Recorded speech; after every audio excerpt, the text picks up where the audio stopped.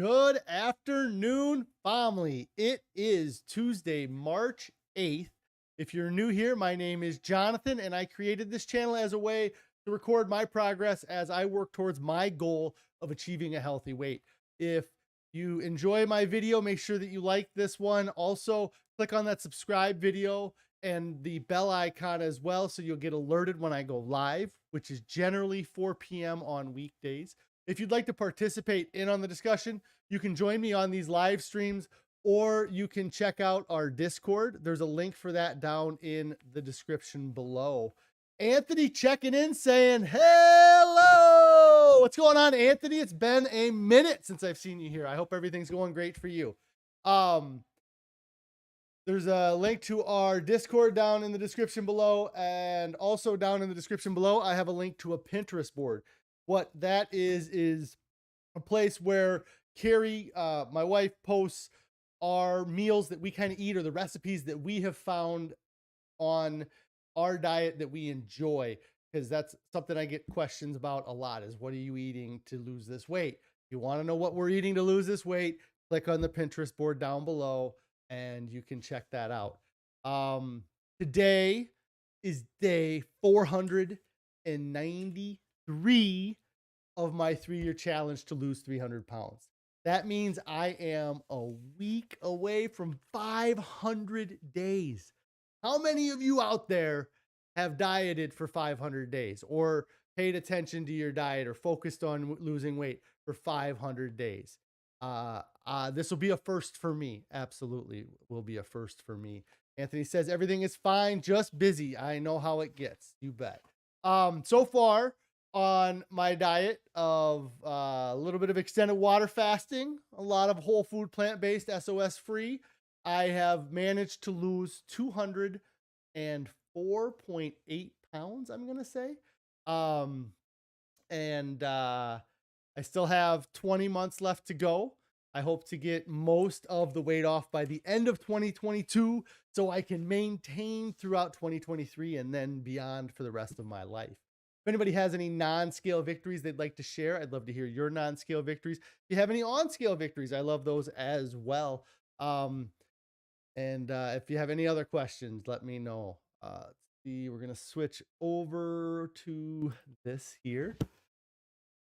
So I hope everybody had a great evening last night. Nothing too special in our world. It was Monday night, so not a whole lot going on. We had for dinner last night, we had one of our staple meals, which is the mega veggie chili. I've talked about this many times in the past. If you're switching over to a whole food plant-based diet, it can be very difficult, especially if you're doing the SOS free like we are, the salt, oil, sugar free. It can be difficult to transition because you're expecting those rich flavors that you're used to eating. And so after I did my fast, one of the first meals that I had was this mega veggie chili, and it was food, you know. And that's really kind of when I started this, a lot of it was, well, I'm going to eat this because it's food and I know it's healthy for me. But by about 2 to 3 weeks in, I was sitting down having a bowl of mega veggie chili and realizing that I really enjoyed it. And last night was no different. I enjoy it just as much now as I did 10 months ago. So if you haven't tried the mega veggie chili, I recommend finding the recipe and giving it a shot. That was mostly that's what we had for dinner. I snacked a lot, I guess, or like the one snack that gets me, I guess, is the Ezekiel bread with the nut butter. Probably nothing. I don't know. I enjoy it. It fills my gut. It satisfies me. And I don't really feel overly guilty when I do it, because it's not like it's a very high calorie thing. You know, to me, it's something that it's going to fill my gut and I'm going to be happy while I'm eating it. And that itself, I don't think has caused any issues with me losing weight throughout this. You know, again, I've talked about this. I have many things in my diet I know that I can tweak a little bit if I get into a position where I'm not happy with what I see on the scale. But I'm happy with what I'm seeing on the scale, so I'm going to keep the diet the way I have it right now. If you've been following me along for a while now, you know that I did this kind of same thing a few months back. I was realizing that there was something that was keeping me from losing weight, and I eliminated two big things. I feel like one of them is the avocado toast that I was eating. I absolutely love it, and I hope to have it again, but I was eating it pretty much on a daily basis, and that extra calories that I was getting from the avocado probably uh I had some effects from the miso as well, even though it wasn't probably as big as the effect that the avocado was having on me. And then the other thing that I eliminated was those sweetened drinks, like the Croix and those sparkling waters with just a little hint of flavor. Um, I feel like there's the chemicals that are in those drinks don't benefit my stomach and my digestive system. The only thing they benefit is my tongue because I like the flavor of them. And I'm not here to satisfy my tongue anymore. I'm here to satisfy my body and my mind. And that's been kind of the little tweaks I've made since the beginning of the year. And I've been able to get, what is it, almost 20 pounds, like 18 pounds off since the beginning of 2022 here. So I'm pretty happy with how things are going right now. And yeah, going well. I trying to think if we had anything else go on special since yesterday. It's getting into that time of year here where work is going to get busy for me. I run a company that is kind of seasonal, so we get a lot more work kind of coming up now that the weather's getting nicer. And so I've been pretty occupied with just getting things done with work for the last few days. So it's been difficult to have a lot of prep or extra time to figure out, um, these streams. But what did I talk about here? So surviving in a land of abundance. So how are we supposed to survive in this land of abundance? We evolved from we evolved in a world of food scarcity, but it's weird now because there's not, we're not in that environment anymore. We have anything we want at our fingertips. I can pick up my phone, I can press four buttons, and I can have a box of cookies delivered to my front door from McDonald's if I want. And that ability is something that is unprecedented in human history. Um, and it's something where when you look back at the history of man, there's very few accounts of this obesity like we have now. They talk about obesity being the disease of kings or the disease of royalties. And I was looking back, like if you try to search for, like if I did a search for cavemen and I looked up images of cavemen, uh there there's no actual images, only what, recreations or kind of what we can just kind of figure out from the remains that are left. But they never draw cavemen in a history book as being fat. They don't even draw them as overweight, and it kind of got me interested, the thought that you don't see a lot of examples of fat people. And so even when you try to look up, like I looked up, obesity in ancient Egypt, and there's a couple statues that were referenced that they show these leaders, or they show these people that they're a little bit overweight, but it is nothing in comparison to what what I was, like prior to, I would say that there was probably a time within the past 200 years. I bet it's even shorter than that. I bet it is within the past 100 years that a human being got to over 500 pounds in the history of man. From the time, whatever you believe we came from or where we came from, whether it's 6,000 years or 2 million years, it wasn't until I bet 100 years ago that there was a record of the first 500-pound man. I'm going to have to actually look that up now that I'm thinking about it. Cause, it's not, it's a condition. It's a place that humans were unable to get themselves to until the last 100 years.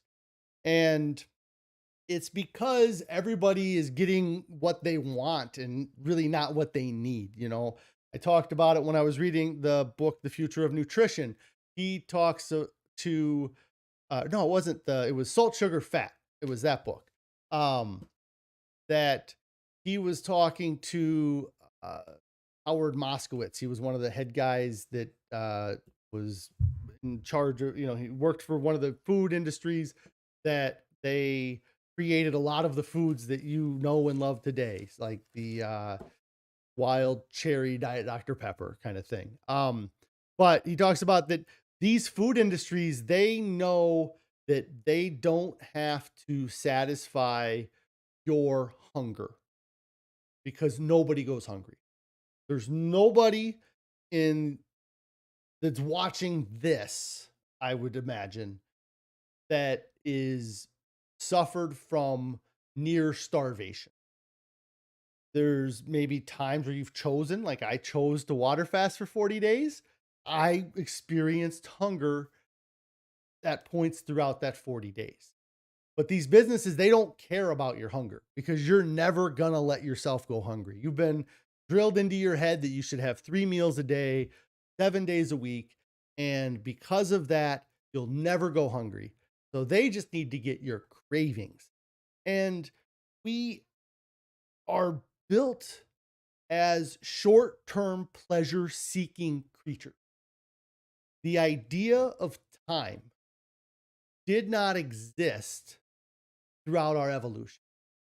So our ancestors 40,000 years ago, 60,000 years ago, 90,000 years ago, whatever, they didn't care about 2 weeks from now because they didn't know 2 weeks from now existed.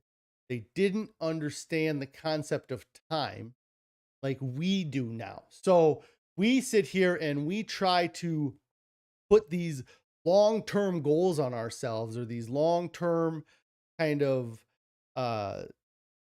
we set these long-term goals. And so we're looking at the goal for 2 years from now. And if you're looking at your goal as being 2 years from now, when you're presented with a temptation right now, you'll find a way to justify it because you'll be like, well, I still have 1 year, 364 days to make up for my decision right now. And then after you make that bad decision, the day later, you're going to continue to find a way to make up an excuse to keep pushing that down the line. You end up procrastinating with your weight loss because you want those short-term pleasures, and you'll do anything to get those short-term pleasures. And it's, you know, it's something where what do you do? Like, how do you know what to do? And that's why I love this diet so much. I love the removal of the salt, the oil, and the sugar, because as much as everybody says you have to have those things, there's evidence of people that are living entire lives without them and they're not dying. So if there's a group of, even if it's only 1,000 people that are living without salt, oil, sugar, and they're thriving, then that kind of it disproves theory that you have to have salt. Because if you had to have salt, they would die. Like they did a study with the dogs. The first when they discovered protein because they took dogs and they tested them and they didn't give them protein. They gave them a diet that had everything else but protein, and those dogs didn't survive. And I don't know why I got talking about that. But the there's and the people who are telling you need salt, oil, and sugar are likely the people that are going to benefit from you purchasing items that have salt, oil, and sugar. And the one I kind of harp on a lot is the salt, but salt and spice, those kind of things go hand in hand. And when you think about spice and you think about our history, then you have to look at the fact that there were wars fought over this. Like there was so little of salt and that they would kill each other so that they could get it.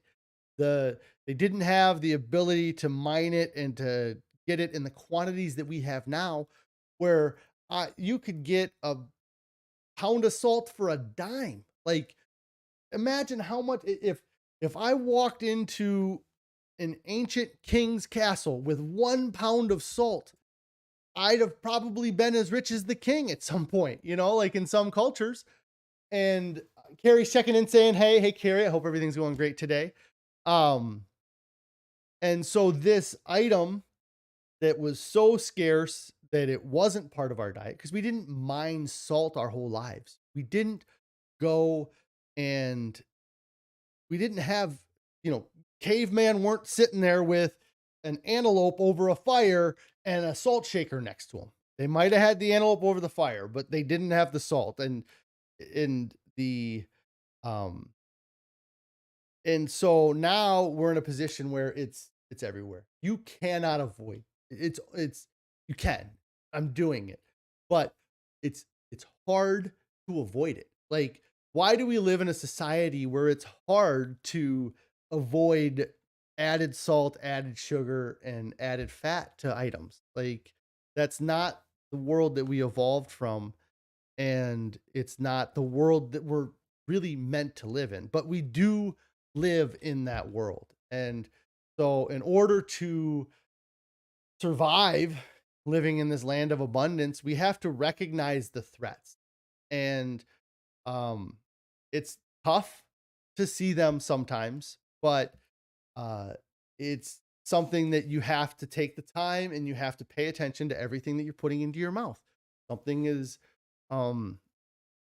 it's as simple as like the cherry juice I talked about. Why does it have added sugars? Like, where did the added sugars come from? Like, and now I have cherry juice that doesn't have added sugar. So it is been so it's out there, but we had to spend a year on this diet, and we stumbled, we essentially stumbled across it at the store, that we found some that was, we found a juice that kind of fit my needs or what I wanted. And so you have to kind of recognize that there's all these pleasure traps around us. All of these foods around us, or all of these things around us, are designed to give you that short-term pleasure, that dopamine hit, because that's how we survive. That's how the ancestors survived, was dopamine hit to dopamine hit to dopamine hit. And the best way to get those hits was by eating food or having sex. Those are the two ways to get those hits. And, realistically, we live in a world where there's probably too much stimulations on both of those fronts, but I'm just going to focus on the food front. And so you have to recognize that all of the food around you is toxic, essentially. I talked about this early on when I was doing my fast. And for me to get to work, when I drive from my house to get to work, I drive by 2 McDonald's, I drive by a Burger King, a Chick-fil-A, a Wendy's, Chipotle, Culver's, um, and then within a block from me, after I drive, there is a KFC, there's a Taco Bell, there is a uh, Long John Silver's, an A&W, and all of those places, they pump out this smell to entice you. But what you have to do is you still have to start recognizing that smell. And instead of thinking of that smell as being enjoyment, you need to switch your mind to realizing that that's really a toxic smell that's coming out of those buildings. That's a toxic it's a toxic smell that is spreading to draw people to it. And you have to avoid those fast food restaurants. The gas stations. There's nothing in most gas stations that really anybody should be eating. And when you do go to a gas station, you get lucky they might have a banana on the counter, you know? And even at the grocery stores, their layouts are designed such that you have to pass through the produce to get to the actual goods that most people buy. So that once you pass through produce, you don't think about produce again. And you walk around the store and you go up and down the aisles and everything is perfectly placed. And the stuff, if you walk down the aisles, I can guarantee you the stuff that's going to be the worst for you is going to be at your eye level. You're not going to see lots of shredded wheat boxes at eye level. You're not going to see lots of bags of rice at eye level, but you're going to find rice-a-ronis, or you're going to find, hamburger helpers at eye level. And that's because those companies know that they just need you to have a little bit of a spark in your head that you want it this second, because they know that you can override your long-term goals with a short-term pleasure because you'll find a way to justify it. Everybody, I've done it a million times. Even on this diet, I have eaten things knowing that I shouldn't be eating these things right now because they're not on what my real diet should be. But I still pick them up and I still eat them because I convince myself that I've either done a good enough job for the past week that I deserve these things, or I'm going to do such a good job for the next 2 years. Why not? Or the next week or the next day, or I'm going to be working out so hard this afternoon. I should be able to have that extra sugar boost or that extra energy boost, or I'm going to need that extra sugar boost. Like you couldn't live without it, so you have to remove these temptations. And the thing that's great about the time that we're in right now is that it's as easy to order that bag of cookies and have them delivered to your front door as a couple buttons push on your phone. But it's just as easy to avoid all of those scenarios with a few pushes of a button on your phone. You can look up Instacart, find grocery stores that you can order through Instacart. You can do Walmart pickup. Most major grocery stores have an online system for picking up groceries. And that way, you're only, when you're doing your grocery shopping on your phone, you don't have to worry about the lollipops at the checkout counter or the candy bars or the sodas at the checkout counter, because you're never going to see the checkout counter. And I can guarantee you, if you get on those sites and you start putting healthy foods in there and they recommend foods for you, that their recommendations aren't going to be as healthy as the foods you put in there, because they still want you to get those other things, because that's where a lot of the profit is in these things as well. Because you can't mark up the price of carrots too high, because if I go to a grocery store and carrots go from $2 a bag to $5 a bag, then I'm going to start thinking about, well, how tough would it be? Maybe not everybody, but many people would be like, how tough would it be for me to just plant my own carrots and that I don't have to pay $5 a bag? Because there's not much these companies are able to do to those vegetables to mark up the price. Carrie says yes, she had to go to the store today and ended up with some unplanned items in the cart. Yeah, it's something where they just know that they just got to get you in the store. And it's amazing that they're not trying, finding incentives to get people into the store. I'm surprised you're not seeing upcharges for Walmart pickup and things like that, just because, or increases in upcharges, because some of them do charge for service fees. But I wouldn't be surprised if you do see a raise in prices so that people start coming into the store because they're losing money on those impulse buys. I mean, imagine being Snickers during 2020. I bet Snickers sold what, half as many Snickers as they did, easy, like just the extra kind of, you know, if you're buying gas and COVID's going on, then you're just going to buy gas and you're going to get in your car and you're going to go. But 2, 3 years ago, and I did this a lot. I used to love, there was a gas station 2 miles from our house that I would go and I'd get some gas and I'd go into the store and I'd grab a big, you know, 20-ounce bottle of Diet Pepsi and I'd go grab a couple chicken sandwiches or a hot dog, or they had egg rolls on their heater, and pack on the pounds and then grab a Snickers bar or a candy bar, like I would, but now that you don't go into the stores as much, kind of those sales have got to be down a little bit. But anyways, surviving in the land of abundance, you need to recognize the threats, you need to remove the temptations, and it's got to be something that you have to do on your own. It's not anything that you can cut yourself off from, like there's casinos around us. If you want to stop gambling, like if you have a gambling addiction, you can call up and you can get put on a do not let this person into the casino thing. And that's great because, you kind of take the control away from yourself. You can say, well, I can't go to the casino because if they see my face, it's on this thing, or I hand them my ID and it comes up as this guy's on I got a problem list.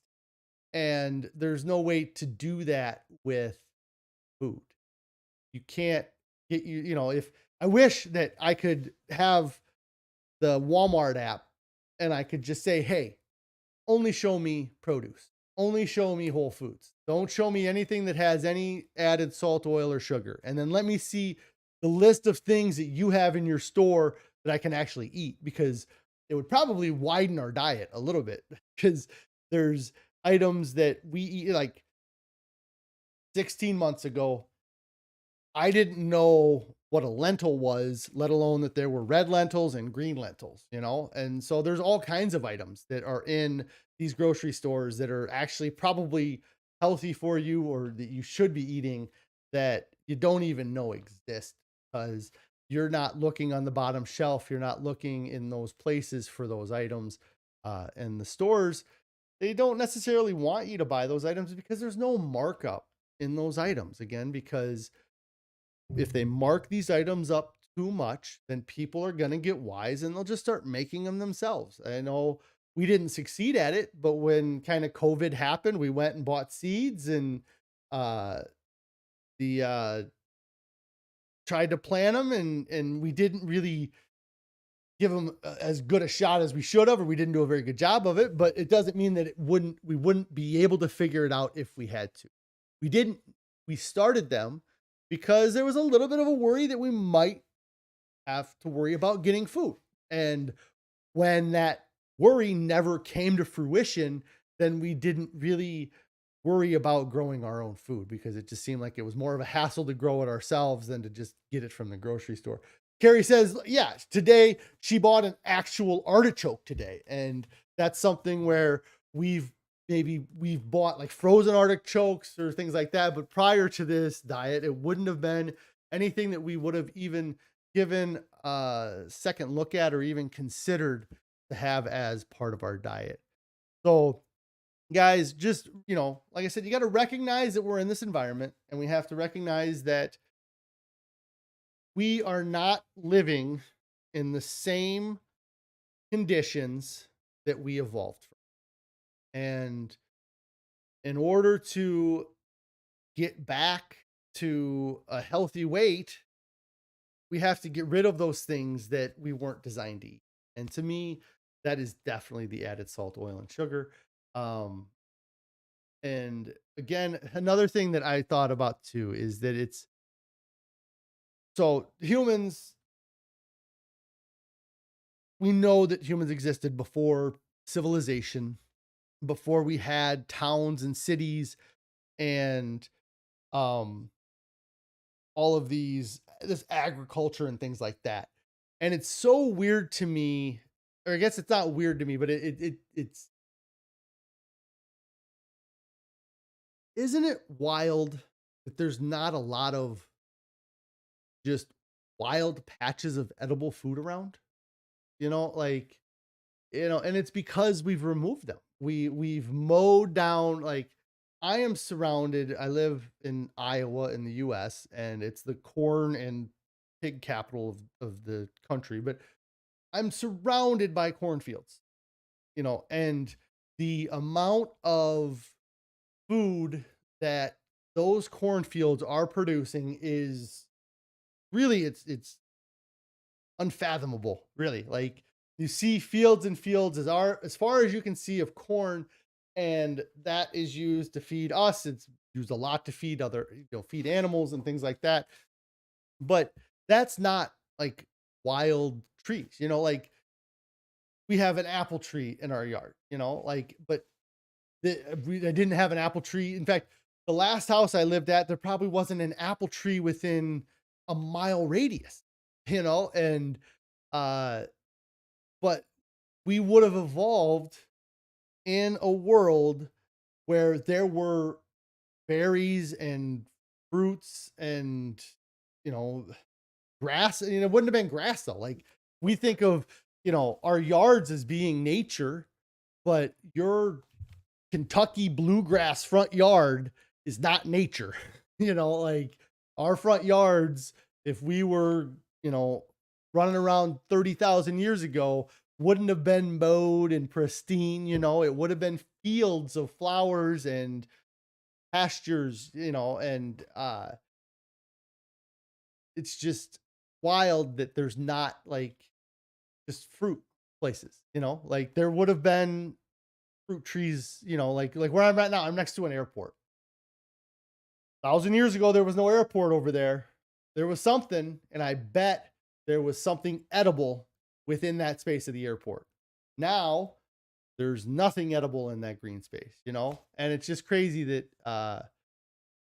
like I said, we don't live in the environment we evolved from, because we would have evolved from an environment that had some food that would have sustained us all year round. We wouldn't have survived off of killing animals either, because, well, the animals would have had to have had food, edible food too. It's not like the if you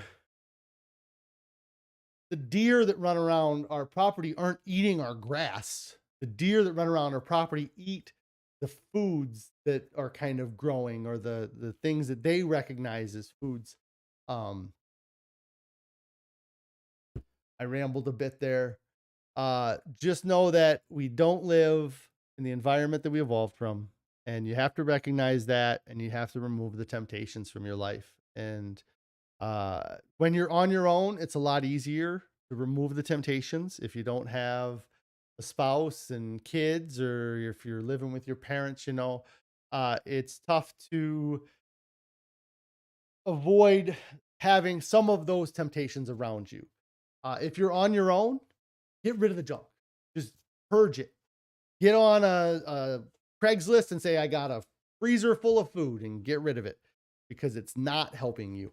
The number of times I've heard people say, well, we just wanted to get through what we had left before I started my diet. And then you get through what you had left, and then you lose that enthusiasm to diet, and you didn't do yourself any good by sucking down those pints of ice cream that you had in your freezer. It didn't do any good. It hurt you in the long run, but you wanted that short-term pleasure, because we are short-term pleasure seeking beings. We understand the concept of time. and we understand having long-term goals, but that's not what drives us on a day-to-day basis. It's those short-term dopamine hits that you get from doing things that make you happy. And so many times eating junk food, what people use to make them happy. I'm going to get out of here today, guys. I want to thank you for checking out my broadcast. Tomorrow is going to be weigh-in Wednesday. I'm looking forward to it. I don't think I'll end up having, what did I have, a 2.8 pound loss last week, but I'm hoping to get down under 315. I really want to get to that. So my birthday is in early May. And if I can get under 300 pounds for my birthday, that's going to be kind of my mini goal here for the next couple months. I know I could probably get outside and run and not eat for a week and lose 15 pounds, but that's not what I'm doing here. I'm taking my time because every time I rushed it, fucked it up. So I think we're having pineapple rice for dinner, Carrie says. It sounds delicious. Thanks again for checking out the broadcast. If you haven't started your diet yet, get started right now. There's no reason to wait. There's nothing coming up this weekend that's more important than getting your health and your wellness under control or started to work on. Start working on it right now. Don't wait. Nobody gets to their goal. Nobody ever gets to the end and says, man, I wish I would have waited. Every single person gets to their goal, looks back and says, why didn't I start sooner? So why aren't you starting? Get started right now, guys. And don't fall for those myths of moderation. There's two of them. The myth of moderate consumption. It'll be okay. I'm just going to eat a little bit less and then I'll lose weight eventually. I'll just going to cut back, and I'm still going to eat that food that causes cancer. And I'm going to still eat that food that is, known to be bad for me, but I'm only going to eat a little bit of it. So it's okay. It doesn't work. And the myth of moderate change, the idea that, I'm just going to, I'll have a salad before dinner each night. I'm still going to eat that 12,000 calorie dinner, but I'm going to have a salad first. It doesn't, you need to change your diet completely. Look into a whole food, plant-based diet, watch the documentaries, read the books, educate yourself. It's definitely worth it. I am proof of it. Standing right here, sitting right here, yelling at you to start a whole food, plant-based SOS free diet. You will not believe how awesome you will feel after a couple weeks. You may hate it the first week. You may not really like it the second, but third weekend, you're going to be like, holy crap, that dumbass was right. So I'll talk to you guys tomorrow. Looking forward to weigh-in Wednesday and getting that much closer to day 500.